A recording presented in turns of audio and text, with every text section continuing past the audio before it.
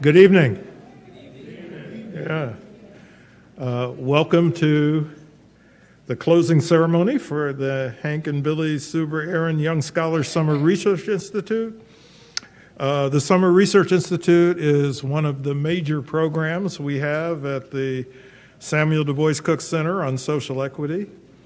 Dr. Cook was the first black faculty member at Duke University, and we're pleased, very pleased, that his wife, Mrs. Cook, and their daughter, Karen Cook, are with us this evening.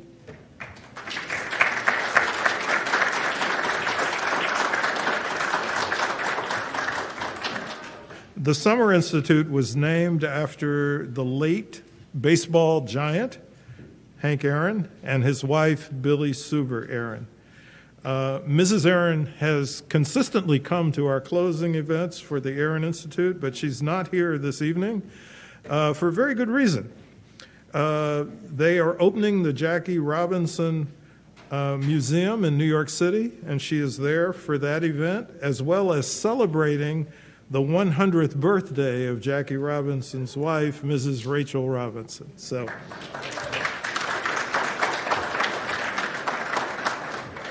I also want to mention that we're finally back live and direct with the Cook Center and the Aaron Institute. In 2020, we had to cancel the Aaron Institute because of the pandemic. 2021, we went virtual. So we're finally back in live action, and hopefully we'll be able to continue to do that in forthcoming summers. I would like to thank a group of individuals who have been central to the success of this program. First, I'd like to acknowledge the teachers in the program, Ms. Shamia Truitt, Ms. Lauren Castine, and Ms. Brianna Toscani.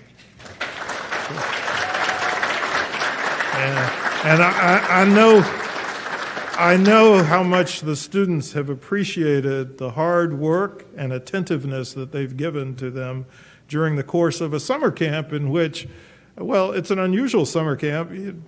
Students don't usually come with any great deal of enthusiasm to a summer camp that insists that they do research, but our community has done so. So this is really fantastic, and that's a testament to the teachers for the program. We also have 3 interns who have worked with the program, Sandra Santillan, Genevieve Furjes, and Amelie Novio, who I want to thank also for their terrific support. And the Aaron Institute is a collaboration between the Cook Center and Durham Public Schools, so I have to, this is really critical because of the support that they've given to this program, I have to thank several of the DPS officials who are present this evening. First, Dr. Pascal Mobenga, Superintendent of Schools.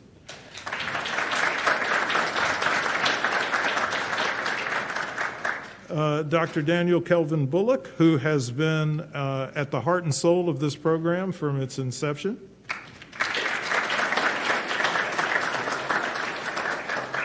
Dr. Iwinosa Idahor, Mrs.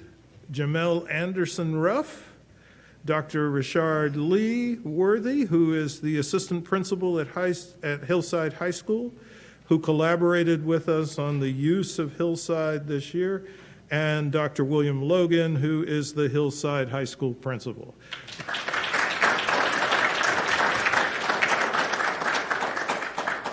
There also are a couple of our city and county leaders who I would like to acknowledge as well. Ms. Brenda Howerton, County Commissioner, and Ms. Bertha Johnson, the Deputy City Manager. Okay. Last but not least, I have to recognize the stalwart pillars of the Cook Center, Dr. Gwendolyn Wright and Ms. Joanne, who are at the back. Everybody calls her Ms. Joanne, but it's Ms. Joanne O'Neal. So, and I have to thank Kennedy Ruff, who is an... So Kennedy, like the interns, is an alum of the Aaron Institute, and this summer she has been a central anchor for the program. So thank you very much. I will ask if Kennedy will come forward for the next portion of our program. Thank you all. Welcome.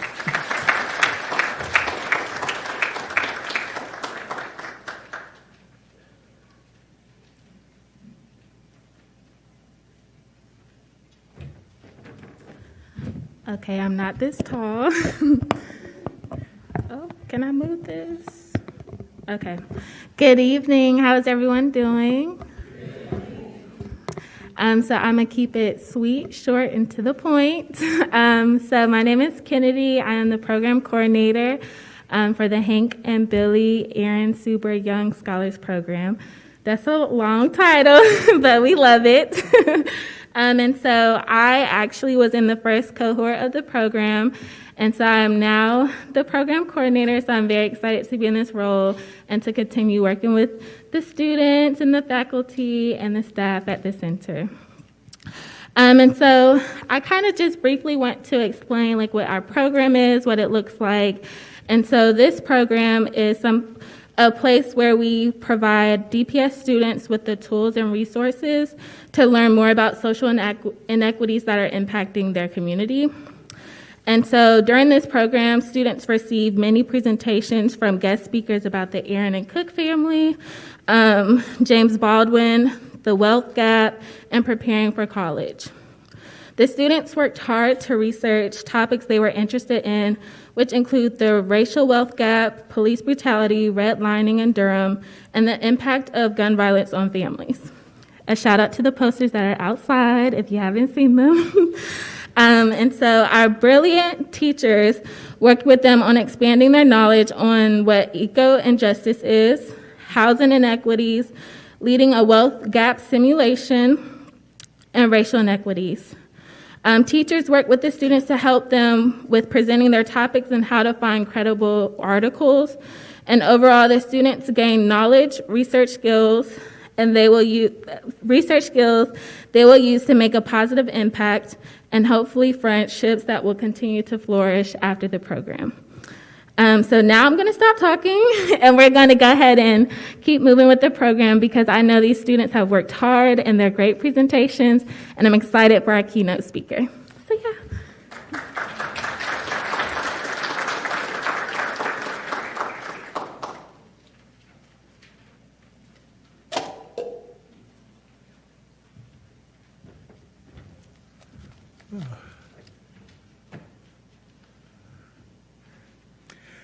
So I'm thrilled to introduce our keynote speaker, who is a professor in the Department of Public Policy at UNC at Chapel Hill. We intentionally did not have her speak to the students during the course of the past 3 weeks because we wanted to have an opportunity for the full Aaron Institute community to hear from her. Feneba Addo is the foremost expert in America on student debt. And we thought that this would be a topic of great interest to not only the students in the summer program, but the parents as well. As I said, she is the foremost expert in America on student loan debt. She's done the most substantive research that I'm aware of on the subject and has given particular attention to racial differences in the magnitude of student indebtedness for educational purposes. She's a prolific scholar, and I can also attest to the fact that she's a wonderful research collaborator. In fact, from a personal standpoint, she and I are working on a book project together, and she is actually a former student of mine. She was a Duke undergraduate who somehow we managed to persuade to become a professor rather than an investment banker. Now, the fact that she took a class with me either shows how young she is or how old I am. I prefer it to mean the former. And also would like to mention that she has her family members here with her this evening. Sinai, her husband, Neale, and their newest family member, Zori. Zuri's outside now? Okay. So thank you all for coming. And I'd like to ask our Aaron Institute community to give a warm Aaron Institute welcome to Feneba Addo.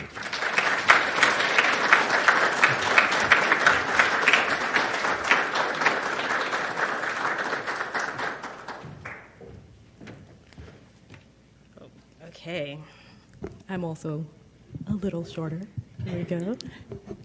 And yes, I'd like to acknowledge my beautiful family, my husband Sinai, my daughter Nia, and my littlest daughter, new daughter, Zori.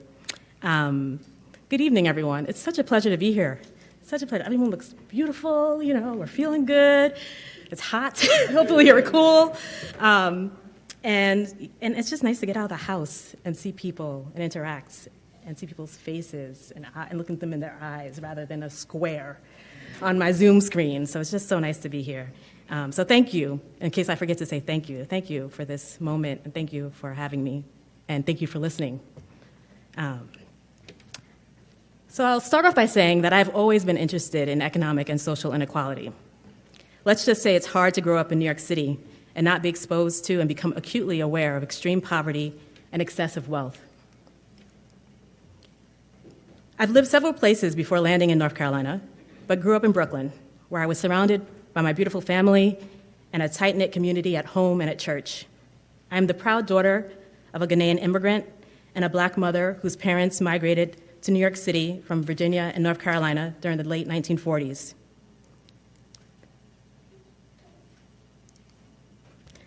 My dad died when we were very little, so for almost all of my life, it has been just us women, my mom, my sister, and me. My mom was a New York City middle school teacher, and if I'd like to guess, like many of the people in this room and in your lives, centered education in the lives of my sister and myself. By the time I entered college, I had attended 5 different schools as she sought to find places where we could receive the best education given our limited economic resources. Like Professor Dougherty said, I enrolled at Duke University for college and decided to major in the only finance-adjacent major Duke had at the time, economics, because my plan was to return to New York City and work on Wall Street for the rest of my life. I wanted to make money and wear fancy suits, and this would be the path because this was all I knew. As I reflect on my time in college, now as a professor, I have shared with my husband on numerous occasions the following sentiment. I went to college, but I did not know how to do college. I'm not first gen. My mom and my aunts all went to and graduated from college, but they did not attend predominantly white institutions or PWIs. So when I say this, what I mean is I was not aware of all the resources my university had that I could have taken advantage of, nor was I taught how to use the social and cultural capital that I came with and was acquiring to maximize my collegiate experience, like many of my wealthier and white classmates. And even though I was an economics major, I really did enjoy studying it. Learning about Black-Scholes and CAPM didn't excite me, and I encountered racist and misogynistic professors and students that made connecting with the department and the field difficult. It was not until the fall semester of my senior year that I took a course on the economics of inequality with Professor Dougherty that my overall impression of economics changed for the better and that the seed of graduate school was planted. It was in that course that I first learned that economic tools could be used to study questions of inequality and racism. And it was during an office hours meeting with Professor Dougherty that he questioned whether I'd even considered graduate school. I had not. He told me to give it some thought because I was asking good questions, and being a professor was a nice life. Do you remember that? Do you remember that? So this picture was taken inside Cameron. So in case you're unfamiliar, Cameron is the basketball stadium, or the basketball court, thank you, basketball court, on the day of my graduation during the economics ceremony. It's of me and my mom hugging. And after crossing the stage, I ran up to the stands where my family was seated, and I handed her my diploma, because as so many of us know, Obtaining a degree is often a group effort, and this accomplishment was shared and celebrated with my family there on me that day, but also my family, relatives, neighbors, and church members back in Brooklyn. As a dear friend of mine likes to say, Brooklyn, we won. So after graduating, I spent approximately 3 years teetering around unhappily in numerous positions in the private and public sector before reaching out to Professor Darity with questions about graduate school. I quit my job, and similar to your experience this summer, participated in a summer research program, the American Economics Association's pre-graduate summer program. This program immersed us in economics and introduced us to a broad network of Black and Hispanic economists from around the country. This would begin my journey to my PhD.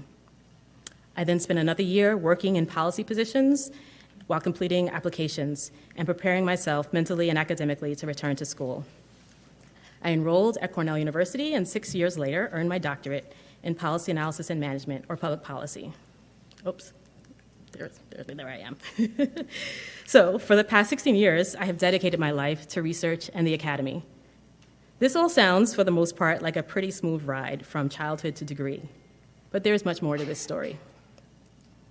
Acclaimed African-American anthropologist Zora Neale Hurston once wrote, "Research is formalized curiosity. It's poking and prying with a purpose." When asked to reflect on my time in the academy, I often return to this quotation.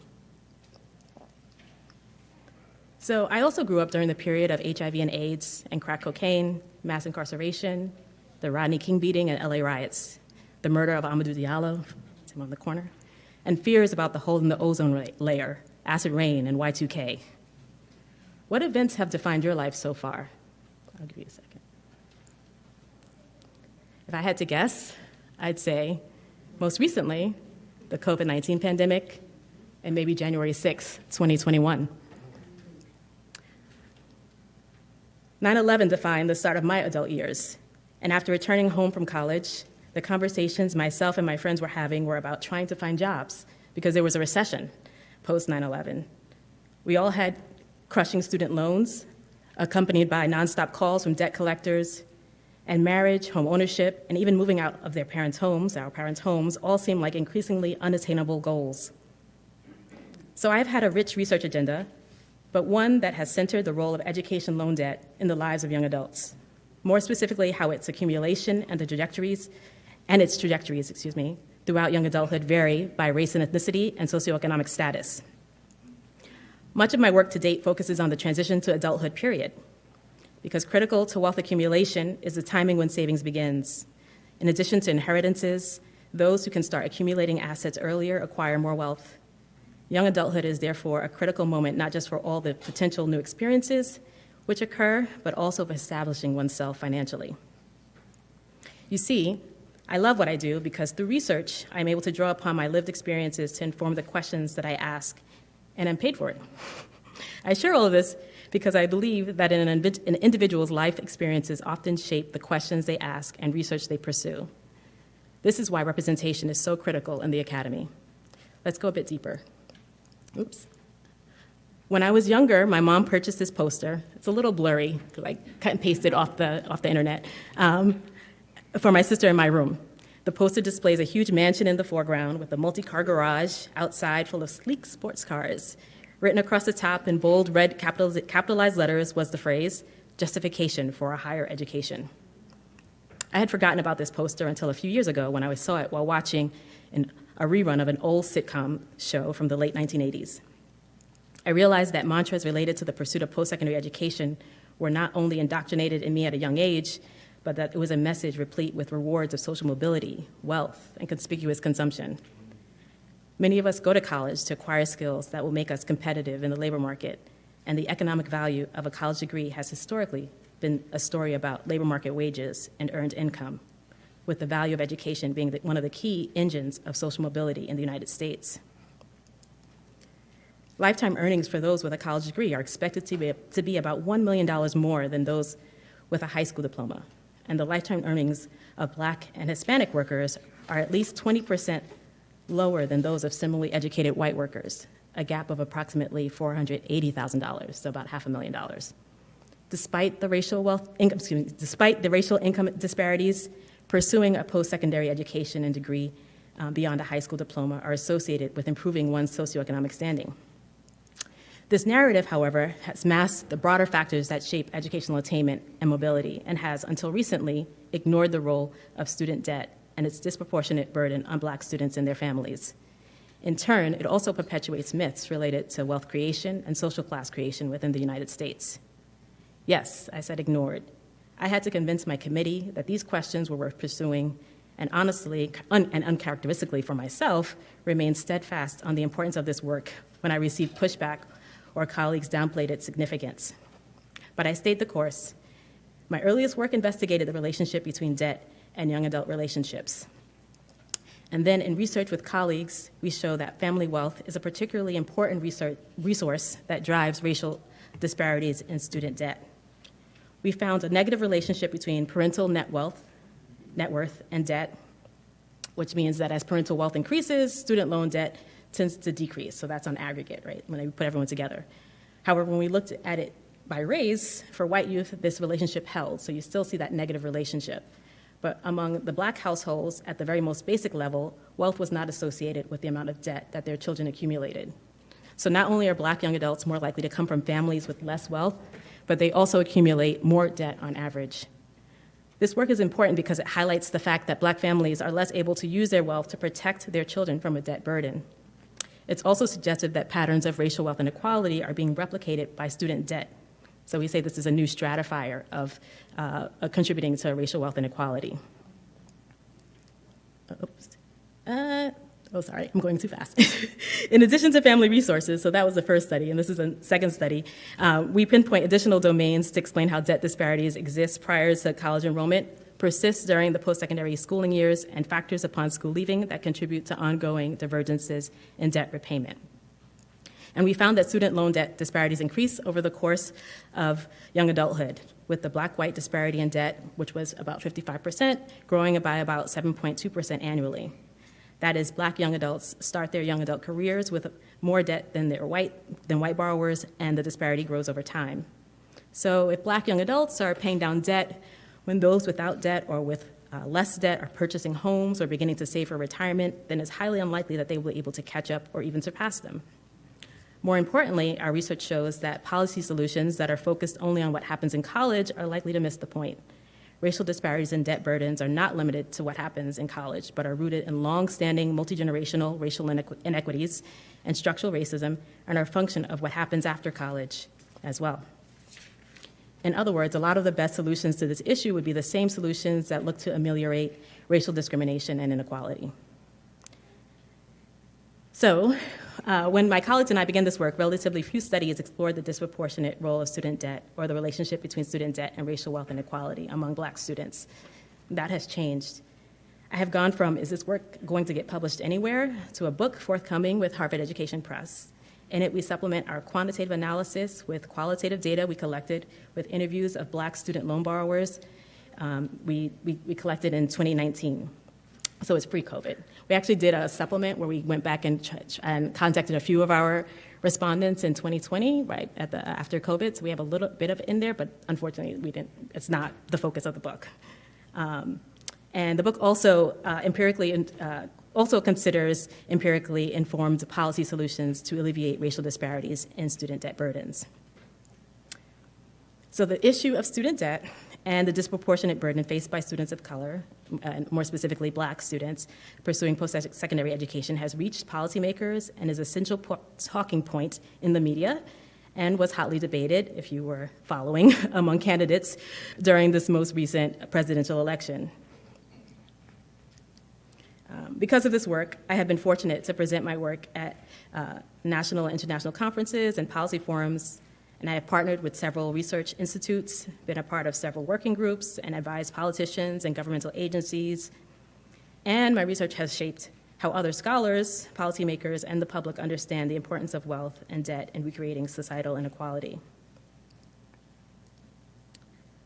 However, I am also often one of very few women and Black scholars in these meetings, and entering into these spaces can be taxing. But I remind myself that I have earned a seat at the table and therefore must speak up, even if and when my voice shakes, because what I have to share is valuable, and my voice and perspective are needed. The reality of academia is that faculty of color, and specifically Black women, remain vastly underrepresented at all levels of the professorate. I'm currently one of very few female professors of color at UNC, a four-year public, predominantly white institution. So this data is from 2019, so it was prior to my arrival. I arrived in January of 2020. And at UNC, you can see Black African-American tenured female faculty compose 3.1% of the faculty. And I also put Duke up here, since we're on their land right now. And Duke numbers weren't any better, right? So they were a little worse, with 1.5% of their Black female tenured faculty. What this means is that I've often been supported and mentored by those who may not look like me or share similar experiences, research, or professional goals. While this has served me well to an extent, I have often relied on those same people to fulfill multiple mentorship roles, stretching both their time and goodwill. Given the importance of mentors like Professor Darity and mentorship in my career, I also have an ongoing commitment to introduce young scholars of color and women to social science research, quantitative analysis, and its importance in framing their lives within the broader society. And it is through these relationships that I often shared my experience navigating graduate school, reflecting on the pitfalls to avoid, where to find allies, and how to build networks of support. I also believe mentoring is critical to increasing diversity and inclusion in the academy. It is truly rewarding to work on projects with students, and I have co-authored and published articles with them. And just as faculty members have helped mentor me through the graduate school process, I do the same for other graduate and junior faculty. So I believe my presence in the academy and the service that I perform is an important part of my responsibilities as a scholar. In addition to the research skills that you all have gained this summer and friends made, hopefully, you are now part of a large network of alumni who may become potential mentors, colleagues, professors, and more. I hope, and I like to believe, that the numbers will continue to increase, and in 10 to 15 years, we'll be more represented in these spaces.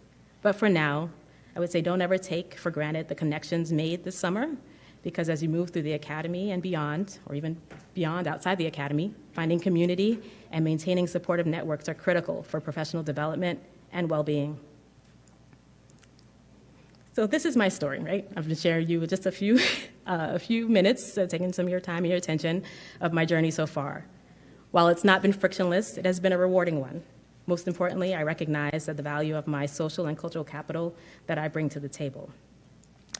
I'm still that Brooklyn girl, child of hip-hop, daughter of an immigrant and descendant of enslaved peoples, being born in Brooklyn, going to Duke, majoring in economics, and serendipitously meeting Professor Darity, knowing friends and having family with crushing debt is all part of why I do what I do today. In pursuit of doing the work that matters, I try not to abandon the things that matter, and I want to leave you with that same message. Congratulations on finishing a successful summer with the Young Scholars Program. I wish you nothing but the best as you continue to pursue your unique paths to success. Thank you.